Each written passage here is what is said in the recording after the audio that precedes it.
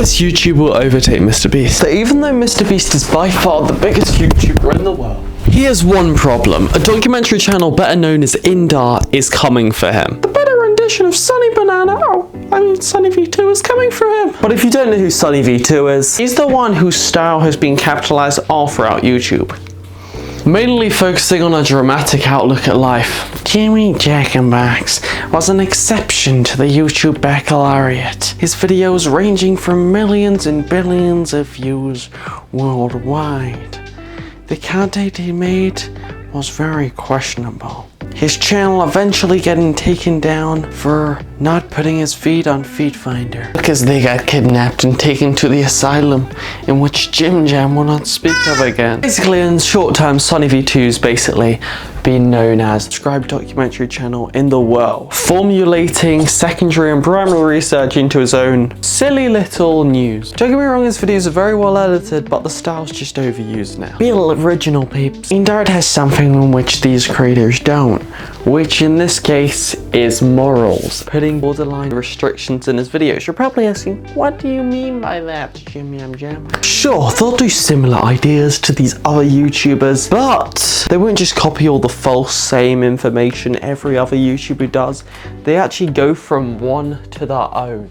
That's why I love Indart so much. He has his own takes on these topics, having his own opinion at the same time as reading from what is true. You know what I mean by that, peeps? Every creator nowadays either has to capitalize on views, so they just give all this false information, false narrative from other channels that they don't even know what the blabbity flop flap they're talking about. All this leads to is a sense of false security, making them drift away from your channel as a whole. Starting his channel on the 9th of April 2023. You're probably asking, how can this minuscule creator with only 31.7 thousand subscribers overtake one of the largest YouTubers in the world with 377 million? Then we have to start at the beginning. This channel knew something that no other channel knew. How to correctly pace and create a video. It was clear this wasn't Indart's first rodeo. I assume he had a variation of channel before this. His first video approximately being uploaded 9 days after the official release / boot of the channel. Sure, it normally takes channels years and years to build a correct fandom on YouTube. Did it in around a month. The success he's garnered stems from one or two factors. Sure, as Chris ruining MrBeast wasn't his most polished video, but he gave us a social hacking approach to a video topic, and at the same time, buckle your belts, peeps. He gave you all you needed to know in 5 minutes. You see, if you haven't been on the internet in the last few months, answering someone's question that there isn't much of just proves for success. Comparatively, it can be compared to Minecraft mod reviews back in the day. You see, you had to be the first one to do the mods, and Indart in this case was the first to do this trend and using social hacking, where you get a big YouTuber with established growth and make a video on them. There in terms, people who search for that YouTuber and their channel come across your video and suggested. Basically, think of social hacking as a semi-collab with the creator. You're collabing with the creator in a way where they're not actually in your video, but you are discussing a topic that involves them. People are both therefore coming for the drama the creator that is based upon. And just like this video, did you catch me yet? He began with shorter 5 to 6 minute videos, since a new audience isn't gonna watch a long video, are they? Unless it's perfect in every manner. And especially in the starting steps, this was genius,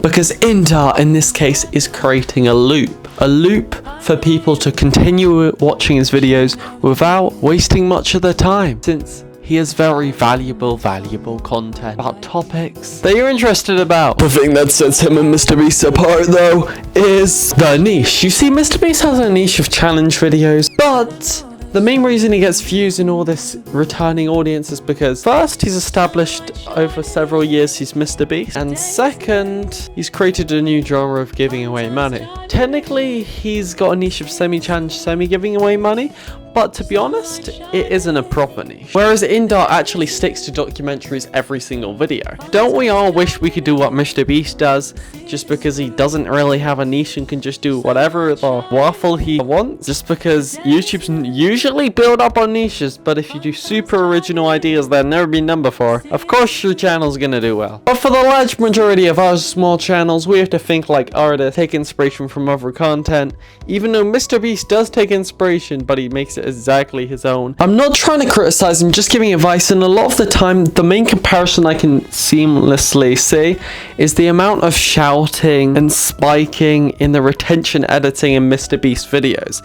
Even though he was lenient on going into the way of storytelling, etc., he still does have his shouting spin that kind of hurts the decibels in my ears a lot of the time. And just to be completely honest, there's so much going on in MrBeast videos that I can't even follow it. I know tons of people can follow his videos, but personally, for like every audience, considering every audience watching your video, not everyone can follow it. Whilst indarts are really clearly pronounced, and I don't feel like I'm getting a headache every time I'm watching his videos. Don't get me wrong, MrBeast has those great videos some of the time, but indarts are just overall just smoother and just feel very satisfying to watch, mainly just because they're very nicely paced. Technically doesn't have to shout, because in the drone shots they're added as undiegetic sounds, which basically means they're added in post-production in his voice. So if you don't know what I'm referencing to, just watch this. I am currently on an island infested with... I'll comparatively compare this to this video. All it took was 21 brutal minutes. Sure, it's a different aspect ratio, different format of video, yeah, yappy. And don't get me wrong, I love MrBeast and I respect all the success he's garnered in his time on YouTube. But personal preference, slow the videos down. Please, just down a bit.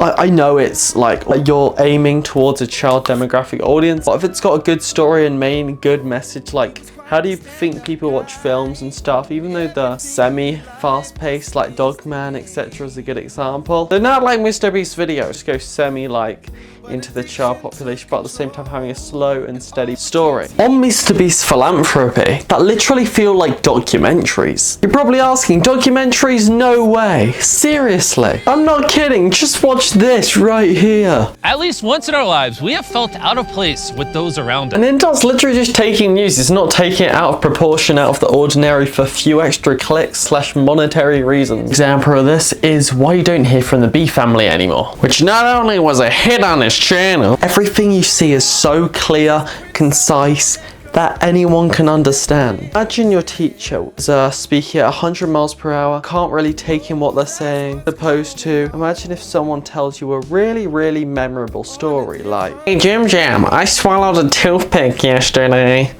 I mean, my car's not really here to supervise me anymore, so I can kind of just swallow whatever I want." If I don't say so myself, that was pretty easily processable and not too complex. See, I'm the anchorage of the scene. Well, MrBeast used so many bright colours, you don't know what you need to focus on. That's what I felt like Beast Games as well. It was like a Prime show, but at the same time, it just felt like a massive YouTube video with tons of cameras. It's all good having all this technology. If you don't tell a good story, I don't know what it is. But you know, indart may be coming for you, as well as Sunny V2 in the near future. I mean, as a small YouTuber, you wouldn't think trend checking would work for so long. The average for him being 100,000 views per video. How mad is that? Take in mind, his videos only come in one language, and if he optimizes videos for every single language, which I'm not totally sure he would, but if he did, he'd definitely be up there in the charts for MrBeast. That's what boosted MrBeast from 10 million views per video all the way to 100 millions, because anyone from the entire world can watch his videos. And if this boosted MrBeast's growth 10 times from the results, analytical growth, indart will be looking more at 500,000 to 1 million views per video every single video. Oh, I forgot to mention, he also has a colorway in his branding, which in this case is red, and everyone can recognize it. You can recognize MrBeast branding is great because it has his face in, but it is blue, but it doesn't really have his color scheme. But I guess he's big enough where it doesn't matter.